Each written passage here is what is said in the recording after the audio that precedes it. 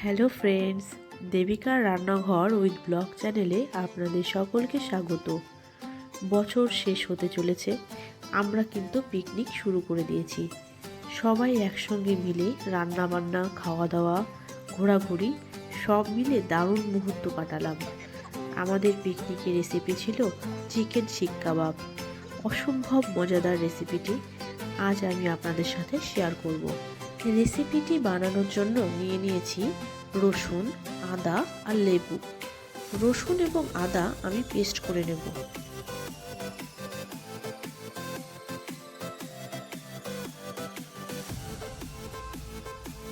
আমি এখানে 500 চিকেন নিয়েছি।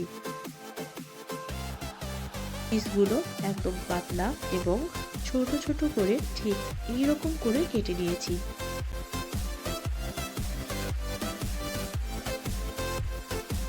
1 চামচ পরিমাণ লবণ এবং লেবুর রস দিয়ে দিচ্ছি।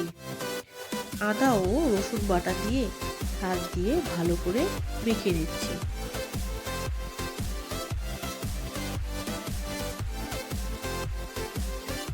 ভিডিওটি স্কিপ না করে শেষ পর্যন্ত দেখার অনুরোধ থাকলো।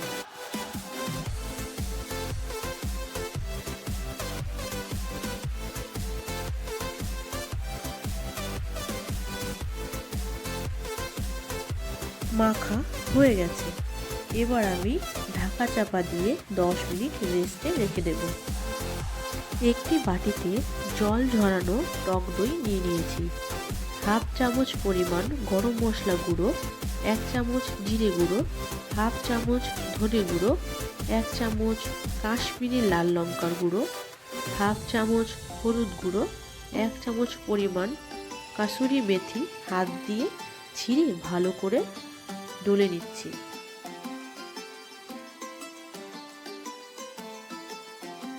পরিমাণ মতো লবণ দিয়ে দিয়েছি। 1 চামচ পরিমাণ সাদা তেল দিয়ে দিয়েছি।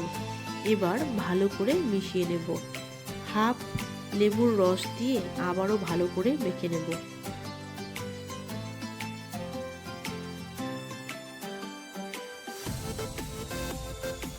চিকেনের ওপর তৈরি করে রাখা মশলা দিয়ে দিচ্ছি। চিকেনের সঙ্গে ভালো করে মশলা মেখে নিতে হবে। সামান্য তেল দিয়ে দিচ্ছি। মশলা মেখে নিতে হবে। সামান্য তেল দিয়ে দিচ্ছি। এবার ম্যারিনেট করার জন্য 2 ঘন্টা ফ্রিজে রেখে দিচ্ছি।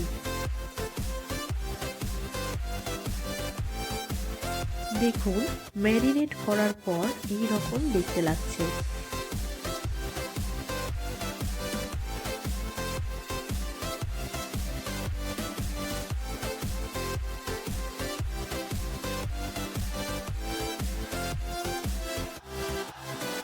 এবার একটি একটি করে চিকেনের পিসগুলো শিকের ভিতরে দিয়ে দিচ্ছি। এই শিক কাবাব খেতে কিন্তু অসম্ভব মজাদার হয়।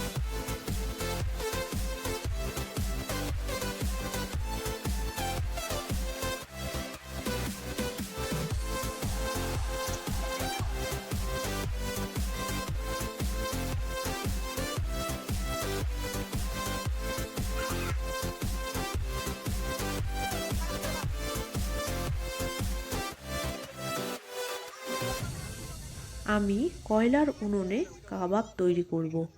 প্লেটে নিয়েছি বাটার। শিকগুলো ঘুরিয়ে ঘুরিয়ে ভালো করে কুক করব। রাতের খোলা আকাশের নিচে সবাই একসঙ্গে বসে শিক কাবাব তৈরি করেছিলাম। খুবই মজা হচ্ছিল। চামচ দিয়ে চিকেনের উপরে বাটার দিয়ে দিচ্ছি।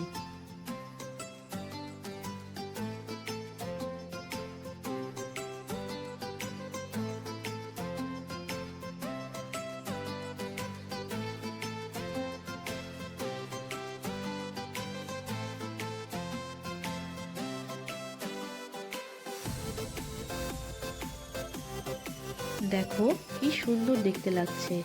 একটু সময় নিয়ে এপিট ওপিট ভালো করে কুক করে নিতে হবে।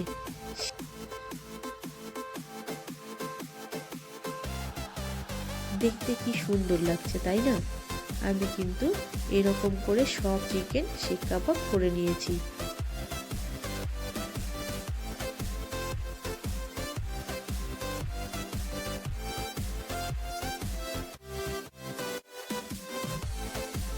দেখো কি সুন্দর দেখতে লাগছে। একটু সময় নিয়ে এপিঠ ওপিঠ ভালো করে কুক করে নিতে হবে। শিক কাবাব কিন্তু একদম রেডি সার্ভ করার জন্য। দেখতে কি সুন্দর লাগছে তাই না?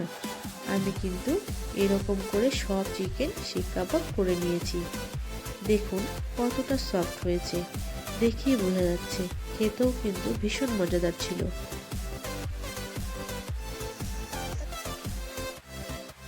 রেসিপিটি যদি আপনাদের ভালো লাগে তাহলে অবশ্যই লাইক, কমেন্ট এবং শেয়ার করে দেবেন। আর আমার চ্যানেলে নিত্য নতুন রেসিপি পেতে অবশ্যই আমার চ্যানেলটিকে সাবস্ক্রাইব করে দেওয়ার অনুরোধ থাকলো। পাশে থাকা বেল আইকনটি অবশ্যই ক্লিক করে দেবেন, যাতে আমার রান্নার ভিডিও নোটিফিকেশন খুব তাড়াতাড়ি আপনার কাছে পৌঁছে যায়। দেখা হচ্ছে অন্য কোনো একটি নতুন রেসিপি নিয়ে।